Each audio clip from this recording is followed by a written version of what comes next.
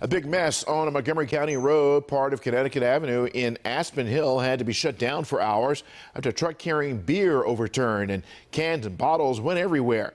This was at Connecticut and Georgia Avenues. Crews had to rescue the trapped driver from the truck. 2 people were taken to the hospital, but both are expected to be okay. No word on what caused the truck to go off the road and to flip over.